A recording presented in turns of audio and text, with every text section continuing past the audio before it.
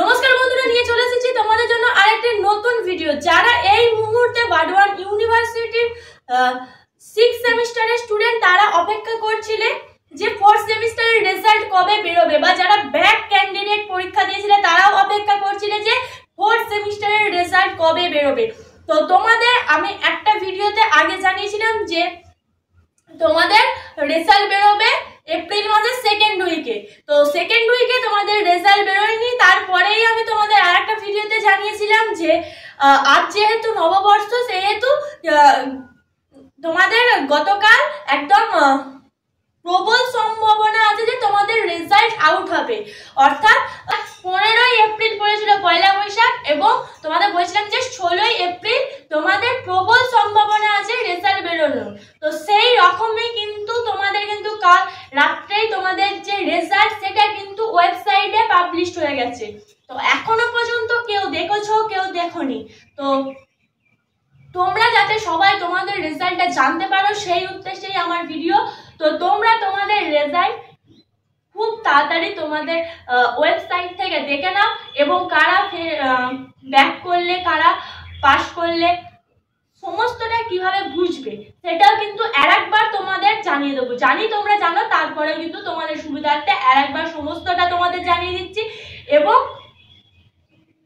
আমরা এখন চলে যাই তোমাদের যে পিডিএফটি প্রকাশিত হয়েছে রেজাল্টের, সেই পিডিএফ, এবং তোমাদের দেখায় যে তোমাদের রেজাল্ট আউট হয়ে গেছে।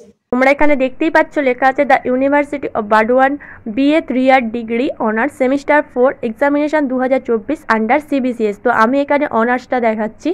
তো তোমরা যে অনার্স বা যে পাসের সমস্তটাই দেখে নেবে, যার যেটা রেজাল্ট ভালো করে রোল নাম্বার মিলিয়ে সমস্ত কিন্তু দেখে নেবে।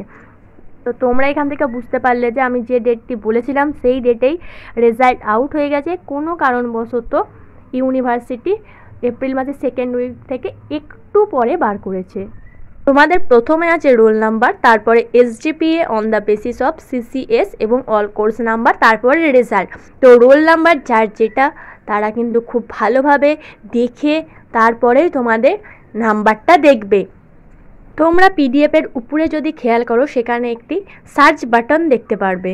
তো সেইখান থেকে কিন্তু তোমরা তোমাদের রোল নাম্বারটা ঠিকঠাকভাবে টাইপ করে, যাতে একটাও ডিজিট ভুল না হয়, সেইভাবে টাইপ করে তোমাদের রোল নাম্বারটা খুব তাড়াতাড়ি মিলিয়ে দেখে নিতে পারবে তোমরা কে কত নাম্বার পেয়েছো, অর্থাৎ কত পয়েন্ট পেয়েছো।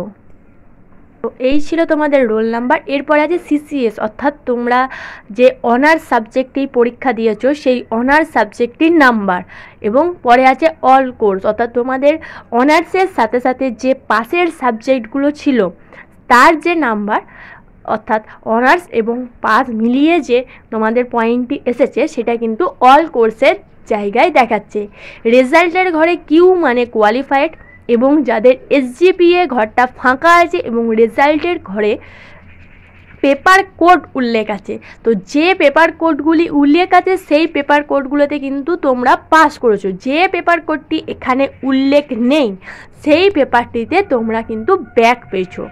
আশা করি তোমরা এটা পুরোটাই জানো, কারণ এর আগেও তোমাদের অনেক কটি রেজাল্ট বেরিয়েছে। তো তাও যদি তোমাদের কারো অসুবিধা হয় সেই অর্থে বলে দেওয়া। তাহলে তোমরা দেখতে পেলে যে তোমাদের সামনে কোনো ভুল তথ্য বা ভুয়ো খবর নিয়ে আসে না। যেটুকুনি আমরা জানতে পারি সেইটুকুনি আমরা কিন্তু তোমাদের সামনে তুলে ধরি, যাতে তোমাদের সুবিধা হয়। তো আজকের ভিডিও আর বেশি বড় করছি না, তোমাদের যেমনটা বলেছিলাম তেমনটাই কিন্তু রেজাল্ট প্রকাশিত হলো, সেটা তোমরা দেখতেই পেলে। তো আজকের ভিডিও এখানেই শেষ করছি। এরপরে যদি তোমাদের কোনো কিছু জানার থাকে তাহলে আমাদের কমেন্টে জানাতে পারো, এবং আমাদের ফিলোসফি অনলাইন ব্যাচ অ্যাভেলেবেল আছে। তোমরা যদি আমাদের কাছে ফিলোসফি সাবজেক্টটি পড়তে চাও তাহলে আমাদের সাথে যোগাযোগ করো। ধন্যবাদ সবাইকে। Junior education.